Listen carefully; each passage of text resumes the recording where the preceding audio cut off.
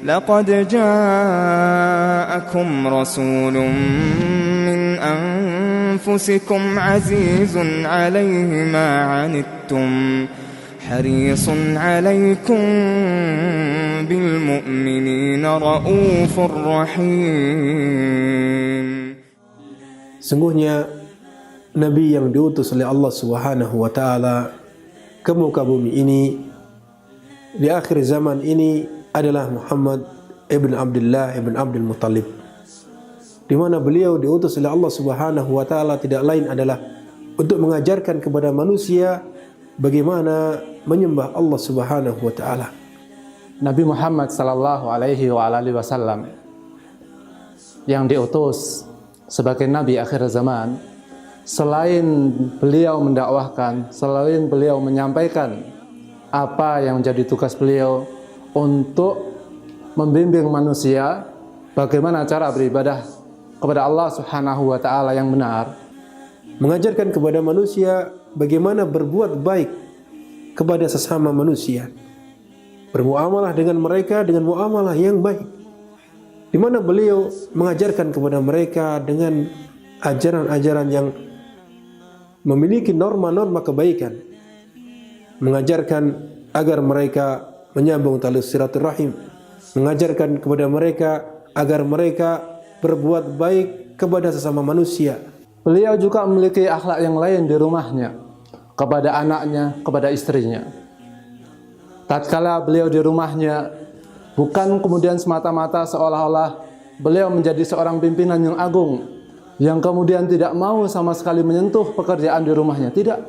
Bahkan beliau sallallahu alaihi wasallam mengerjakan semua pekerjaan yang beliau mampu dari urusan pribadinya, mengajarkan kepada mereka agar mereka memakan makanan yang halal dan menjauhi makanan-makanan yang diharamkan, mengkonsumsi makanan-makanan yang terdapat kebaikan di dalamnya dan menjauhi makanan-makanan yang terdapat madarat di dalamnya.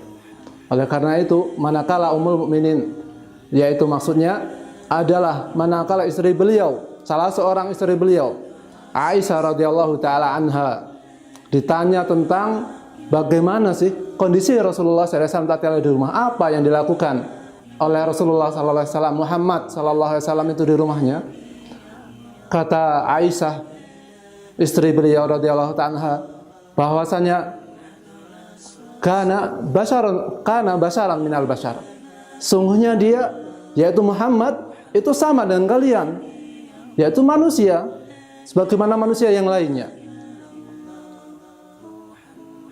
Dia menjahit bajunya sendiri, dia memerah susu kambingnya sendiri, dan dia juga bukan hanya itu aja, melakukan pekerjaannya apa yang bisa dilakukan untuk kepentingannya dirinya sendiri dan tidak membebankan kepada istrinya semata.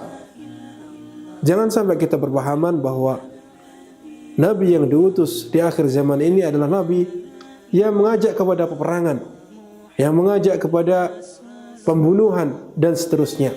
Akan tapi beliau sallallahu alaihi wasallam diutus oleh Allah Subhanahu wa Ta'ala untuk semata-mata menyembah hanya kepada Allah dan menjauhi perbuatan syirik, serta mengajak mereka untuk berbuat baik, baik itu berbuat baik kepada orang tua, berbuat baik kepada sesama manusia, berbuat baik kepada hewan, berbuat baik kepada makhluk Allah Subhanahu wa Ta'ala yang lainnya berupa tumbuhan ataupun yang lainnya. Di mana Rasulullah sallallahu alaihi wasallam bersabda tentang dirinya, innama bu'istu liutammima makarimal akhlak. Sesungguhnya saya ini diutus oleh Allah Subhanahu wa Ta'ala tidak lain adalah untuk menyempurnakan akhlak. Akhlak kepada Allah dalam artian akhlak hamba kepada Allah, yaitu dia hanya menyembah Allah saja dan tidak menyembah kepada selain Allah Subhanahu wa Ta'ala. Ini yang pertama. Kemudian di sisi lain, untuk menimbulkan rasa cinta sang istri kepada dirinya, apa yang dia lakukan? Kadang bercanda dengan istrinya. Bahkan dikisahkan oleh istri beliau juga, yaitu Aisyah radhiyallahu taala anha, pernah suatu ketika dalam sebuah perjalanan, tatkala beliau keluar dari rumahnya, mengajak istri beliau Aisyah radhiyallahu taala itu berlomba lari, bercanda tatkala beliau masih kecil ketika itu, yaitu istrinya Aisyah radhiyallahu taala masih kecil, berlomba lari dan ketika itu menang, namanya masih kecil, masih kuat. Sedangkan Nabi Muhammad sudah dewasa, sudah berat badannya. Namun pada selanjutnya lagi tatkala beliau yaitu Ummul Mukminin Aisyah ini, istri beliau ini sudah dewasa, kembali diajak lagi untuk berlari, untuk bercanda, yang akhirnya dimenangkan siapa? Nabi kita Muhammad sallallahu alaihi wasallam. Akhlak kepada para rasul dan juga kepada Rasulullah sallallahu alaihi wasallam yang diutus oleh Allah Subhanahu wa taala agar mentaatinya, agar mencintainya, agar menjadikannya sebagai contoh dalam kehidupannya. Kemudian akhlak kepada orang tua dan akhlak kepada manusia samanya, akhlak kepada hewan dan juga tumbuhan, agar mereka memelihara keduanya sesuai dengan apa yang dikehendaki oleh Allah Subhanahu wa taala. Kemudian kita dapati di dalam riwayat-riwayat yang disebutkan oleh sahabat-sahabat Rasulullah sallallahu alaihi wasallam sangat banyak sekali yang menjelaskan tentang kebaikan akhlak Rasulullah sallallahu alaihi wasallam. Ini adalah sifat-sifat yang luar biasa. Beliau adalah seorang pemimpin umat ini, bukan hanya pemimpin rumah tangga, tetapi dengan keluarganya tidak membatasi seperti halnya seorang presiden dengan anak buahnya atau seorang raja dengan bawahnya, tidak, tetapi tetap menjaga hubungan yang sangat baik sehingga terwujud hubungan yang harmonis dengan istrinya. Kemudian dengan anaknya, apakah mentang-mentang dia sebagai seorang bapak, sebagai seorang pemimpin umat, kemudian diktator? Tidak. Tetapi dikisahkan juga bahwasanya tatkala itu suatu ketika para istri Rasulullah, ya, para istri beliau sedang berkumpul. Karena istri Nabi Muhammad itu bukan hanya satu, yakni kunna azwajun Nabi sallallahu alaihi wasallam indahu. Tatkala itu istri-istri Nabi sebagaimana dikisahkan oleh istri beliau yaitu Aisyah radhiyallahu anha sedang berada di sisi Rasulullah sallallahu alaihi wasallam.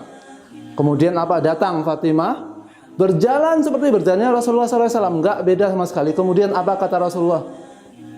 Marhaban ya ibnati, selamat datang wahai anakku, dengan penuh kasih sayang. Subhanallah, maha suci Allah. Di mana beliau ya di dalam bergaul dengan mereka sahabat-sahabatnya, beliau adalah orang yang paling banyak tersenyum. Ya, beliau adalah orang yang paling banyak beribadah kepada Allah Subhanahu wa taala.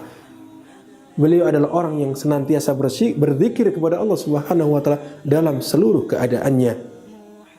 Kemudian para sahabat-sahabat Rasulullah sallallahu alaihi wasallam yang senantiasa berada di sekeliling beliau mensifati Rasulullah sallallahu alaihi wasallam adalah orang yang paling gagah, orang yang paling indah wajahnya, orang yang tubuhnya tidak terlalu tinggi dan tidak terlalu pendek.